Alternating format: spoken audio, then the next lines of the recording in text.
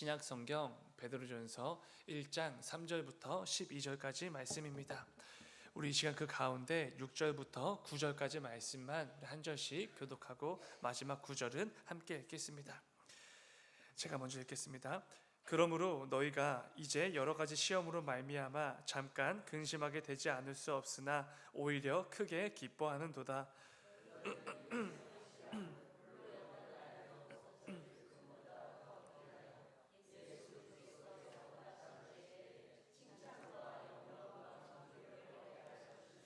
예수를 너희가 보지 못하였으나 사랑하는도다. 이제는 보지 못하나 믿고 말할 수 없는 영광스러운 즐거움으로 기뻐하니 믿음의 결국 곧 영혼의 구원을 받음이라. 아멘. 아멘.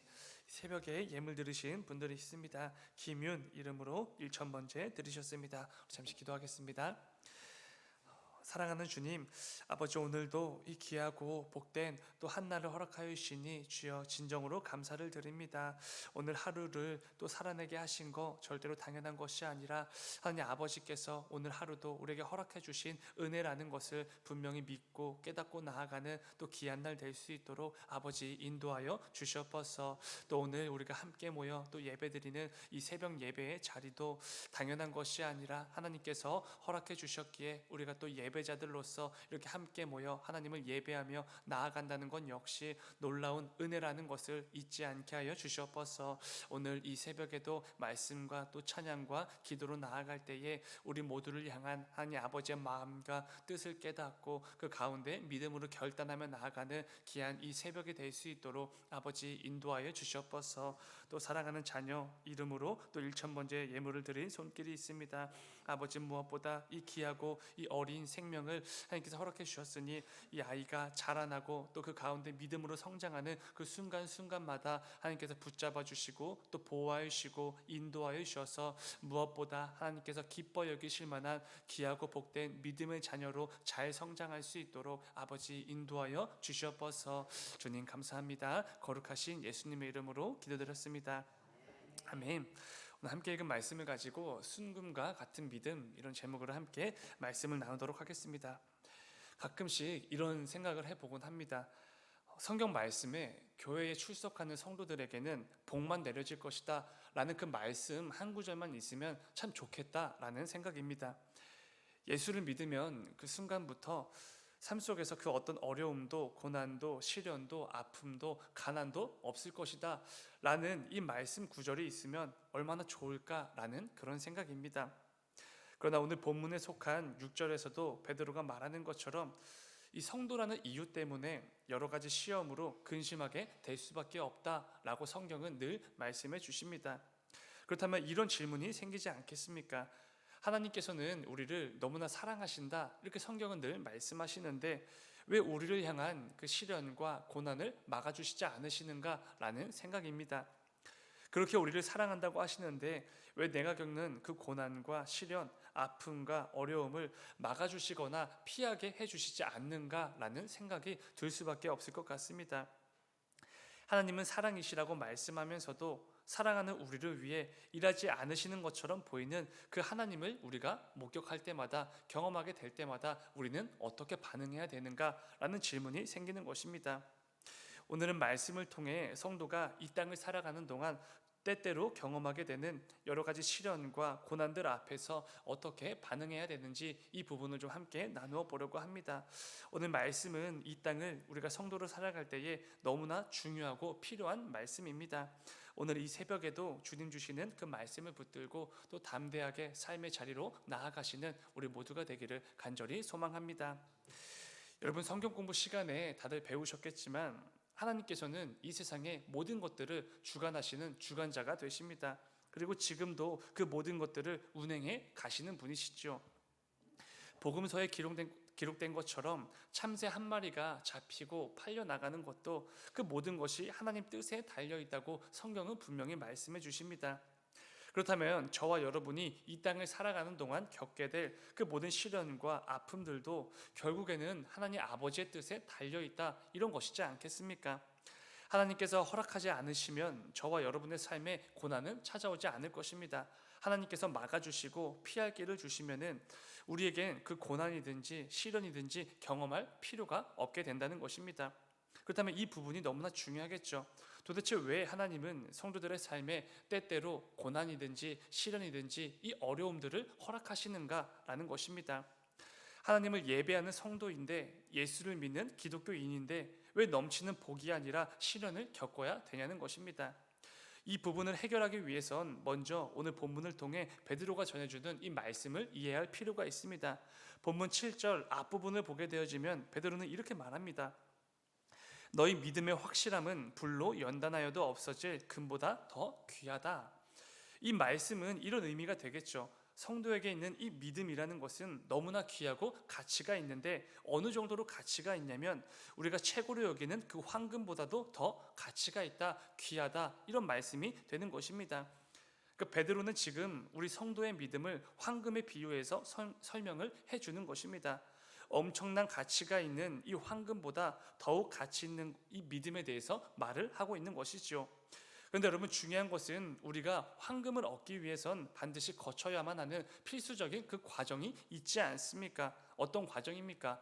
펄펄 끓는 용광로에 죄련의 과정을 걸쳐야지만 우리는 그 순수한 순금, 우리가 정금이라고 표현하는 그 황금을 얻게 된다는 것입니다. 금강석이라는 돌이 있지 않습니까? 이 돌 안을 보면은 금이 섞여 있습니다. 이 금강석을 끓는 용광로에 넣게 되면은 돌이나 모래가 섞이지 않은 순금이 분리되어 나오는 그 원리입니다. 결국 이 순금을 얻기 위해선 반드시 뜨거운 용광로에서 이 죄련의 과정을 걸쳐야지만 우리가 생각하는 그 순금을 얻게 되는 것이죠. 중요한 것은 베드로는 바로 이 과정이 우리 성도들이 때때로 겪게 되는 그 고난과 시련과 같다, 이렇게 말하고 있다는 것입니다. 성도가 하나님 앞에서 순전한 믿음을 세워나가기 위해선 반드시 일련의 그 죄련의 과정들이 필요하다는 것이지요. 마치 용광로와 같은 이 시련의 과정을 지나면서 우리 성도들 그 믿음 가운데 껴있었던 돌이나 모래와 같은 불순물들이 전부 제거되어지는 것이고, 그 가운데 순금과 같은 순전한 믿음만 남게 된다는 것입니다. 이것이 바로 하나님께서 때때로 우리 성도들에게 시련을 허락하시는 이유지요. 그냥 그 사람이 미워서가 아닙니다. 그냥 마음에 안 들어서, 그가 내뱉는 말과 행동과 선택이 하나도 마음에 안 들어서 그런 시련과 고난을 주시는 게 절대로 아니라는 것입니다. 그 사람의 믿음을 더욱더 순전한 믿음으로 빚어가시고 그 가운데 그의 삶이 순금과 같은 믿음이 올바로 세워지도록 하시기 위한 하나님 아버지의 뜻이라는 것입니다. 그러나 그 과정에서 믿음을 저버리는 사람들도 많이 있습니다. 하나님을 향한 불신과 원망을 쏟아내며 하나님으로부터 돌이켜 다른 곳으로, 세상으로 나아가는 사람들도 많이 있지요. 교회 다니는데, 예수 믿는데 어떻게 나한테 이런 일을 겪게 하시냐고, 어떻게 나한테 이렇게 대우하실 수가 있냐고 따지는 사람들도 분명 있을 것입니다. 그러나 이 모든 모습들은 이 세상을 창조하시고 운행하시는 그 창조주 하나님 앞에서 올바른 태도가 아닐 것입니다. 오히려 교만하고 어리석은 모습이 되겠지요. 여러분, 욥의 경우를 한번 생각해 보시기 바랍니다. 욥은 이렇게 고백하지 않았습니까? 욥기서 23장 10절을 보시면은 같이 읽어볼까요? 시작. 그러나 내가 가는 길을 그가 아시나니 그가 나를 단련하신 후에는 내가 순금같이 되어 나오리라. 아멘. 여러분, 혹시 주변에 욥보다 더 큰 고난이나 시련을 겪은 사람을 본 적이 있으십니까? 저는 아직까지는 없습니다. 하루아침에 평생 이루어온 전 재산을 잃었습니다. 또 사랑하는 모든 자녀들도 하루아침에 사고로 전부 잃게 되지요. 이제는 믿었던 친구들도 그를 찾아와 엉터리 같은 말만 늘어놓고 있습니다. 사랑하는 아내는 차라리 하나님을 저주하고 죽으라, 이렇게 비난을 합니다. 욥보다 더한 고난을 당한 사람이 몇 명이나 더 있겠습니까? 제가 욥의 입장이었다면 하나님을 저주하고 그냥 죽었을 것 같습니다. 욥이 얼마나 억울하고 얼마나 그 마음이 답답했겠습니까? 욥은 평소에 하나님께서도 의인이라고 여겨주신 만큼 하나님 앞에서 순전한 믿음으로 살아가던 올바른 사람이지 않았습니까? 사랑하는 자녀들이 잔치를 벌이다 자신들도 모르게 죄를 짓게 될까봐 그 죄를 위해서 미리 하나님께 제사까지 드렸던 철저하고 탁월한 믿음의 사람이 욥이었습니다. 그런데 그 믿음의 결과가 무엇이었습니까? 하루아침에 전 재산과 사랑하는 자녀들을 잃게 됩니다. 이제는 사랑하는 친구들과 아내마저도 그를 비난하고 엉터리 같은 말을 늘어놓게 되는 것이지요. 정말 끔찍하고 상상도 할 수 없는 시련을 겪은 사람이 바로 욥일 것입니다. 중요한 것은 그럼에도 욥은 하나님 앞에서 어떤 고백을 쏟아놓고 있는 것입니까? 이 모든 과정이 하나님의 저주가 아니라 하나님의 뜻이었다고 고백하는 것입니다.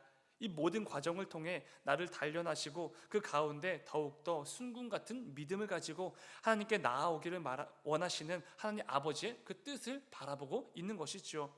내 모든 길을 하나님께서는 아시나니 그 하나님을 여전히 신뢰하고 의지한다고 고백하는 것입니다. 나를 단련하시는 그 하나님을 향하여 절대로 등을 돌리지 않겠다는 고백을 하는 것이죠. 욥은 이 말도 안 되는 고난을 통해 이전보다 더욱더 온전하고 견고한 그 믿음을 얻게 된 거 우리는 잘 알고 있습니다. 이것이 바로 이 땅을 살아가는 동안 여러 가지 고난과 시련을 마주한 우리 성도들이 보여야 될 마땅한 반응이지 않겠습니까? 중요한 것은 이 고난과 시련을 통해 믿음이 성장하고 순금과 같이 빚어진 그 사람들에게 놀라운 결과가 주어질 것이라고 성경은 말씀해 주신다는 것입니다.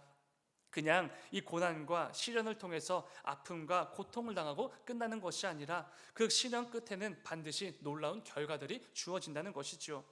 본문 7절 뒷부분을 먼저 보시면은 베드로는 이렇게 말합니다. 예수 그리스도께서 나타내실 때에 칭찬과 영광과 존귀를 얻게 할 것이니라. 아멘.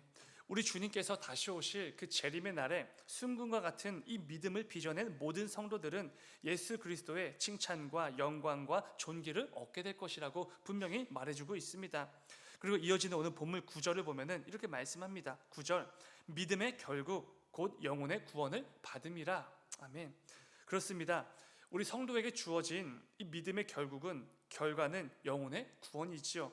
세상 그 무엇과도 바꿀 수 없고 세상 그 무엇보다도 가치 있는 영원한 생명, 영혼의 구원이 바로 우리 믿음의 결과라는 것입니다. 여러분, 예수 그리스도로부터 얻게 될 칭찬과 영광과 존귀 상상을 해보셨습니까? 상상도 가지 않는 것들입니다. 그런데 더욱더 중요한 것은 내 영혼의 구원도 여기에 달려있다는 것입니다. 이 놀라운 모든 것들을 얻기 위하여 하나님께서는 우리에게 때때로 이 시련도 허락해 주신다는 것이지요. 그 시련을 통해 순금과 같이 빚어지고 견고하게 세워진 우리의 믿음을 통해서 그 놀라운 복들을 취할 수 있도록 하나님께서 인도해 주신다는 것입니다. 이런 맥락에서 오늘 보면 6절을 다시 한번 읽어보면 쉽게 이해가 될 것입니다. 우리 6절 말씀 같이 읽겠습니다. 시작. 그러므로 너희가 이제 여러 가지 시험으로 말미암아 잠깐 근심하게 되지 않을 수 없으나 오히려 크게 기뻐하는도다. 아멘. 베드로는 지금 이 말을 건네면 안 될 성도들에게 이 말을 건네고 있는 것이지 않습니까? 절대로 기뻐할 수 없는 그 상황에 처한 모든 핍박받는 성도들에게 오히려 크게 기뻐할 수 있다고 말하고 있습니다. 그런데 예수를 믿는다는 그 이유 하나 때문에 온갖 고난과 시련을 겪는 그 성도들이 오히려 크게 기뻐할 수 있는 이유가 무엇입니까? 아무런 근거가 없이 말하는 게 아니죠. 그 고난과 시련을 통해 나의 믿음이 순금과 같이 조금씩 재련되어질 때 그 믿음의 결과는 예수 그리스도께서 주시는 칭찬과 영광과 존귀, 우리 영혼의 구원이기 때문에 감히 그 가운데 오히려 크게 기뻐하라 라고 말할 수 있었던 것입니다. 잠시 잠깐 겪게 될 그 고난과 시련 앞에서 우리 성도는 얼마든지 기뻐할 수 있는 것이고 하나님을 향하여 끊임없는 찬양을 올려드릴 수 있는 것이지요.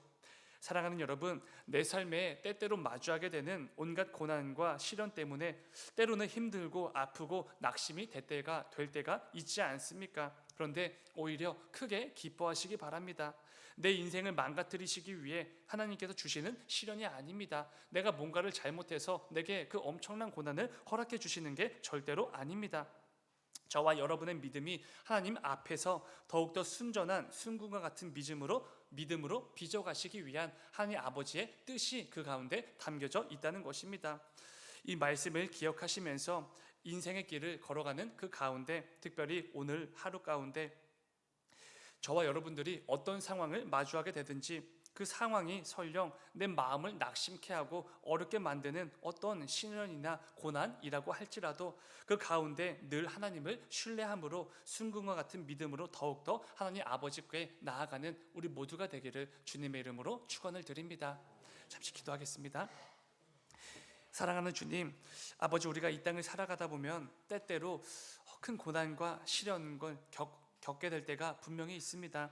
그런데 아버지, 그때마다 이 모든 것들이 내가 뭔가를 잘못해서 아니면 하나님께서 내게 어떤 저주를 내리시는 것이 아니라 내 가운데 허락되어진 그 믿음을 더욱더 온전한 믿음으로, 순금과 같은 순전한 믿음으로 빚어가시기 위한 하나님 아버지의 뜻이 있음을 분명히 믿고 나아갈 수 있도록 아버지 인도하여 주시옵소서. 그리하여 그 시련 앞에서 낙심되어지고 절망 가운데 하나님을 원망하고 불신하고 돌이켜 다른 곳으로 나아가는 것이 아니라 그 가운데 내게 더욱더 놀라운 영광과 그 영혼의 구원을 허락해 주실 그 하나님 아버지를 바라보고 신뢰함으로 나아가는 우리 모두가 될 수 있도록 아버지 인도하여 주시옵소서. 오늘 하루의 삶을 통해서도 더욱더 순금과 같은 믿음으로 하나님 아버지께 나아가는 우리 모두가 될 수 있도록 주님 인도하여 주시옵소서. 주님 감사합니다. 거룩하신 예수님의 이름으로 기도드렸습니다. 아멘.